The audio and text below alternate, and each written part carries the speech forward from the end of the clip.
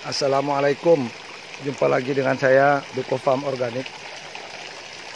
Kali ini saya mau berbagi tip ya, bagaimana caranya merawat lele ukuran 1-2 cm.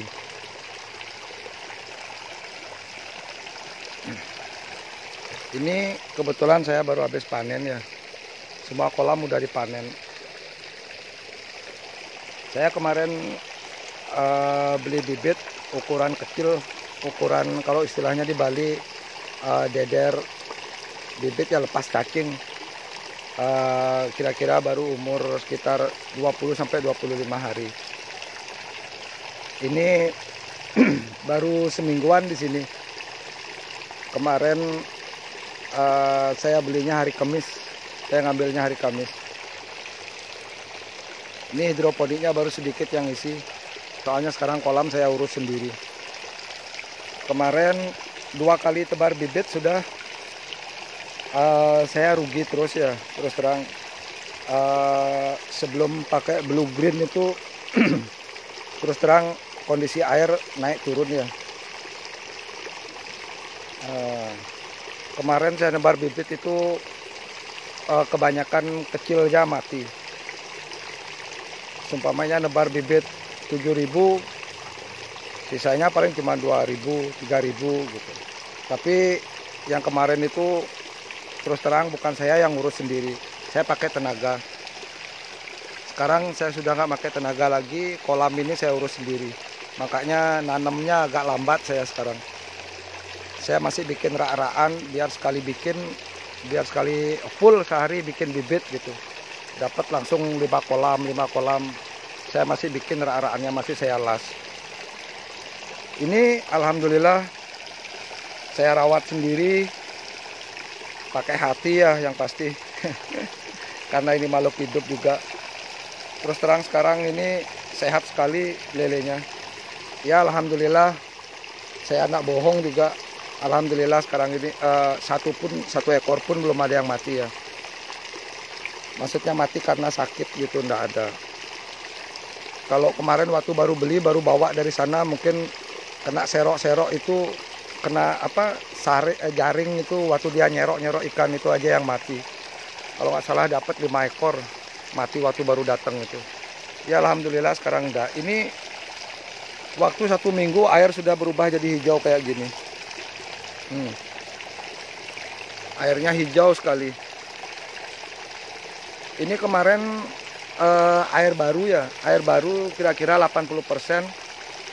Air lama dari lele-lele dewasa yang kemarin saya panen itu saya kasih 20%. Terus saya kasih probiotik blue green lagi, cepat sekali hijaunya.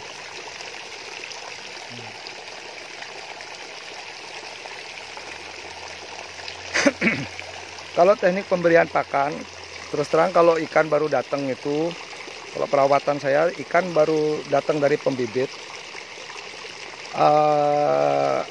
jangan dimacem-macemin dulu. Taruh ikan di kolam yang airnya udah terkondisi. Habis itu puasakan dia. Umpamanya saya biasanya ngambilnya sore ya, senang saya ya.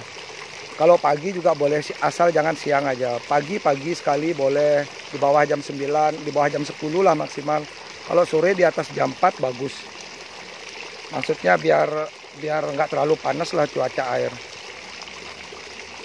Setelah datang bibit ditebar, jangan diapa-apain. Biarkan dulu dia, jangan dikasih makan, jangan dikasih probiotik lagi. Nggak usah. Besok paginya sampean cek, pagi-pagi bisa, kalau bisa jam 6, jam 7 bangun pagi. Ini di Bali masih sekitar jam 7-an. Saya setiap pagi pasti ngecek ikan ada yang ngambang atau enggak. Saya lihat kondisi ikan. Ini sama sekali semua enggak ada yang ngambang. Ini 5 kolam ini semua ini saya isi. Sehat. Pagi-pagi setelah dicek, dilihat enggak ada yang ngambang. Kalau saya karena pakai probiotik, saya nggak main terus terang kimia. Kalau kemarin masih saya main Improflo segala macam gitu, kayaknya berlawanan ya. setelah saya pikir-pikir. Karena kita pelihara bakteri, kita kasih Improflo. Sama juga dengan membunuh bakteri, gimana bakterinya mau berkembang.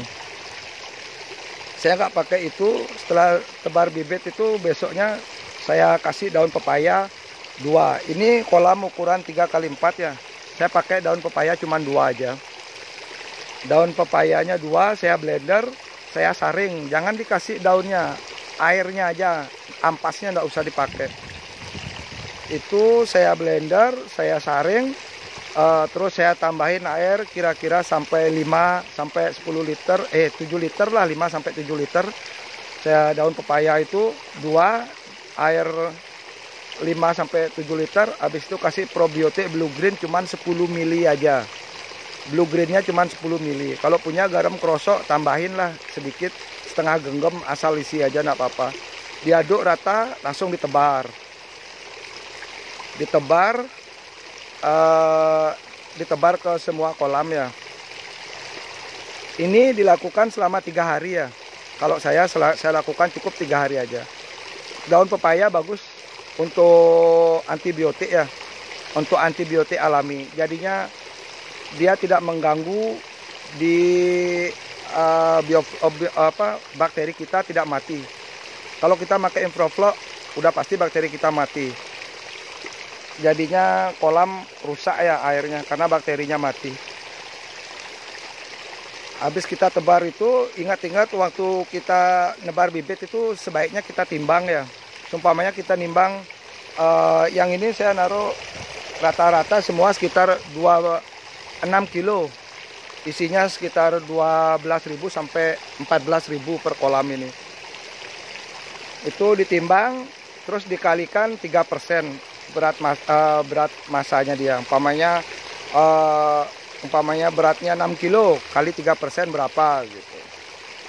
1 hari aja cukup dah kali 3% itu berat badannya, pakannya, untuk menakar pakannya. Hari kedua bisa dinaikin 5%. Itu berlaku kalau saya 5% itu selama 5 sampai 6 hari. Setelah itu lihat, setelah sekarang ini udah 7 hari ini saya agak tingkatin makannya. Intinya lihat ikan, kalau sudah perutnya udah kelihatan kenyang, gerakannya udah melambat, saya stop. Saya tidak pakai berat lagi. Saya tidak pakai berat massa lagi. Soalnya ikan masih kecil, biasa dikasih cacing sutra, dia makannya selalu kenyang. Kenyang tidur makan, kenyang tidur makan. Kita genjot pertumbuhannya dengan makan yang bagus juga. Sekuatnya lah istilahnya makan, tapi jangan terlalu kenyang juga. Usahakan, kalau teknik saya sebar dulu rata, sebar pakan rata. Nanti kalau dilihat sebentar aja udah habis, saya tambah lagi sedikit. Sebentar habis, saya tambah lagi sedikit. Ada sisa agak lambat, jadi yang ngabisinnya udah saya stop. Itu artinya udah kenyang. Kelihatan juga di perutnya, kalau sudah pengalaman pasti kelihatan di perutnya ya agak besar gitu perutnya. Itu berarti udah kenyang dia. Maksudnya kalau saya tuh simpel aja berpikir, kenapa saya agak genjot makannya, karena yang kecil-kecil itu agak lambat makannya dia. Kalau pasti nggak rata pertumbuhannya kalau kita ngambil dari bibit deder itu. Nah, nanti kalau ada sisa sedikit-sedikit itu, yang kecil itu ada kesempatan untuk makan, jadinya nggak kuntet dia. Ini rencananya minggu saya grading ya. Di sini dapat 10 hari aja langsung saya grading. Karena di tempat petaninya kemarin umur 21 hari lepas cacing, terus dia kasih makan pelet apa itu yang kecil-kecil itu. Kayaknya makan udang itu, pengli 4 hari, habis itu dia grading. Umur 25 hari saya bawa ke sini. Jadinya umur di sini ada 10 hari saya grading pertama. Ini saya dapatnya ukuran 1-2 ya, sekarang udah jadi 3-4. Sekarang udah jadi ukuran 3-4.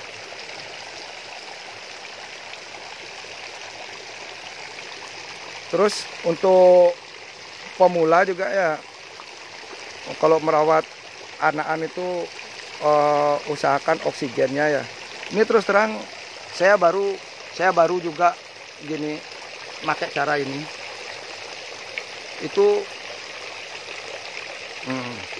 Itu keranjang yang di sana itu mesin pompa.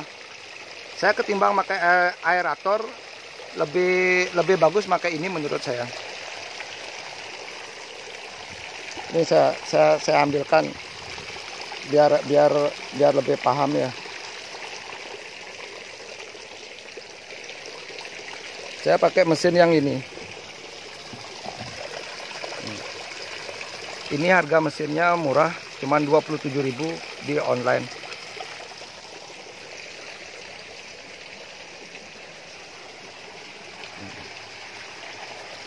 Saya buatkan begini.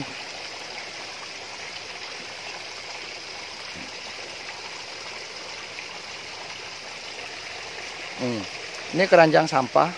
Saya kasih kain yang berlobang seperti ini. Biasanya ini dipakai rajutan ya. Tuh saya keluarkan kepalanya aja.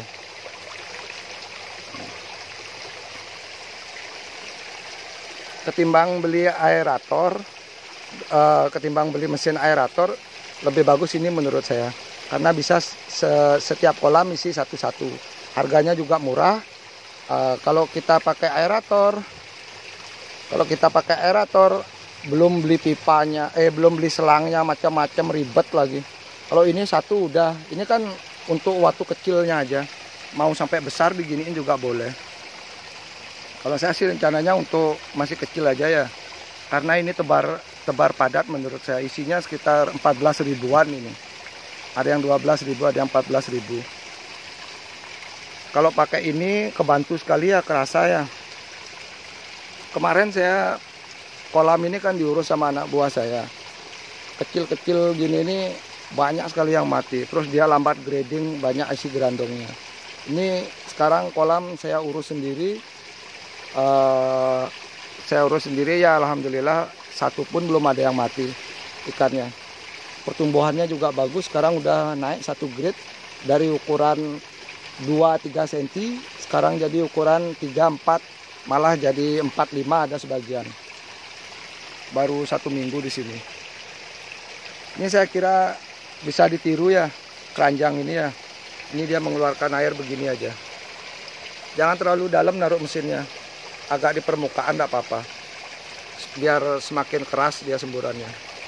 Ini lele sehat sekali. Saya hidupin 24 jam nonstop ya mesin ini. Ini juga saya banyak ngobrol-ngobrol sama petani di sini. Petani-petani bibit itu dia ngakalinnya begini. Ngakalin kalau dia tebar padat di kolam untuk anak-anaknya dia tuh dia begini dia caranya. Oksigennya biar bagus, jadinya ikannya tetap lahap makannya.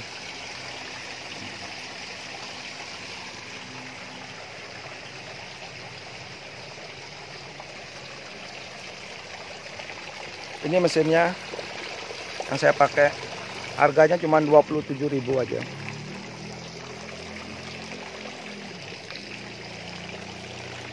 Terakhir saya ambil kesimpulan ya, rawat anakan lele kecil pun nggak susah sebenarnya, asal air sudah bagus. Saya pakai blue green, terus terang puas, sangat puas saya pakai blue green. Kesimpulannya yaitu kalau kita nebar bibit kecil-kecil, oksigennya harus banyak menurut saya.